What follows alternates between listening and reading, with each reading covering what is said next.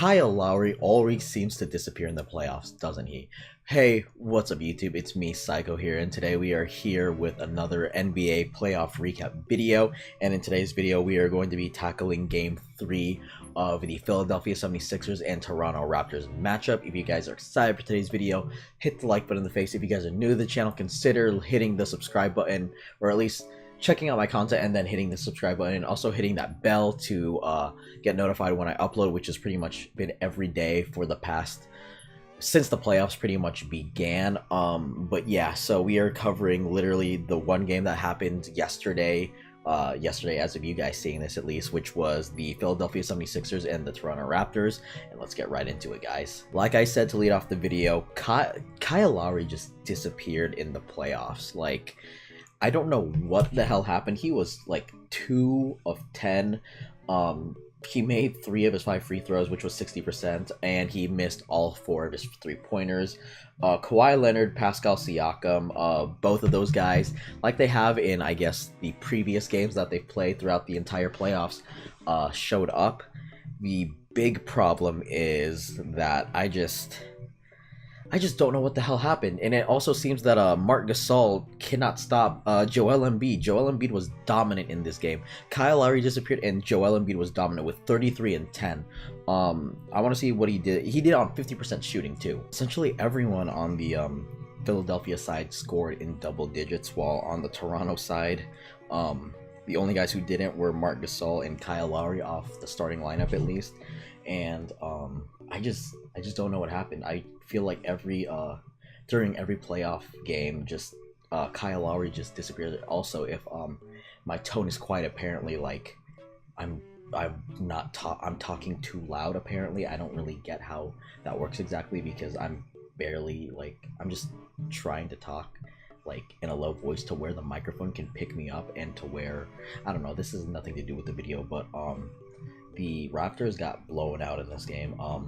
I wasn't even able to see this game because of the fact that I was actually at a party, I guess, a party sort of thing.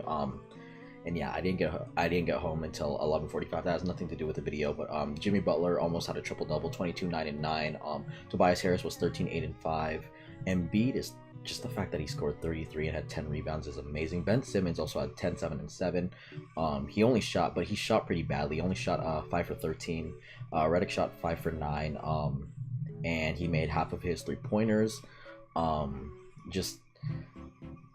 We have to take a moment to just talk about Kyle Lowry. Honestly, this is gonna be, instead of a game recap video, well, it is still a game recap video, it's mostly a Kyle Lowry video, because throughout the playoffs, or throughout Kyle Lowry's playoff run, like every time in the playoffs, essentially every time, well, with the exception of last year, I guess, where he played a lot better than he usually does, he just has this habit of disappearing in the playoffs.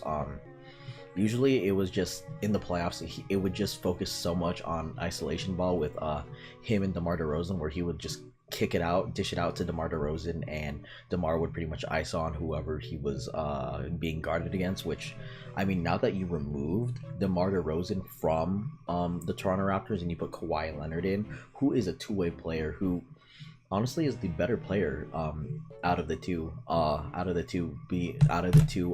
DeRozan and Leonard.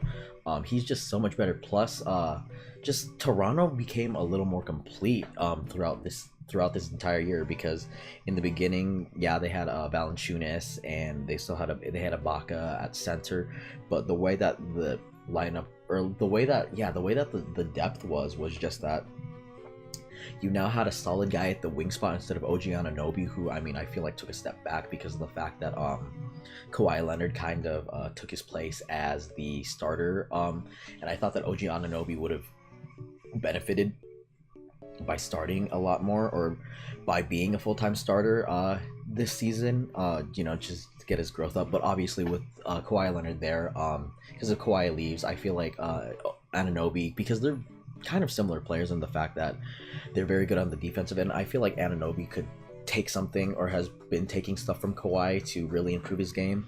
But yeah, you have Kawhi there, you have Danny Green, who fills the defensive void that DeMar DeRozan just didn't have.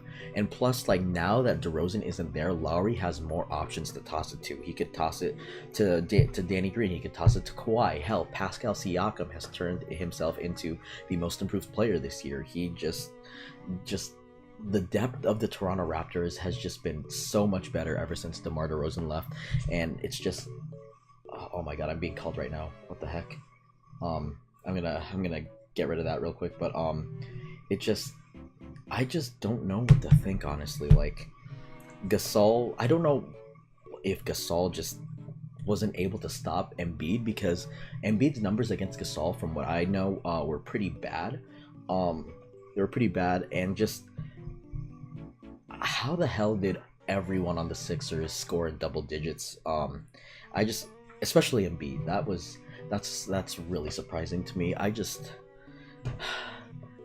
saw a meme I saw a couple memes on Twitter of from PB to Plug, Pierre from Through the Wire on House of Highlights. He posted a photo of not Kawhi Leonard, of Kyle Lowry in the regular season, which it's a picture of Kyle Lowry versus Kyle Lowry in the playoffs, and it was a picture of Raymond Felton, and that made me laugh. And I also saw someone else post a picture of Cameron Payne, who's on the Bulls right now, when Kyle Lowry in the playoffs, and I don't know, I just kind of, I didn't want to say that I lost my mind, but I laughed at that, just because, like, I don't know, Kyle Lowry just disappears, and it really does bother me, just because of the fact that DeMar DeRozan is no longer there, and plus he's had this sort of like reputation of not performing throughout the playoffs.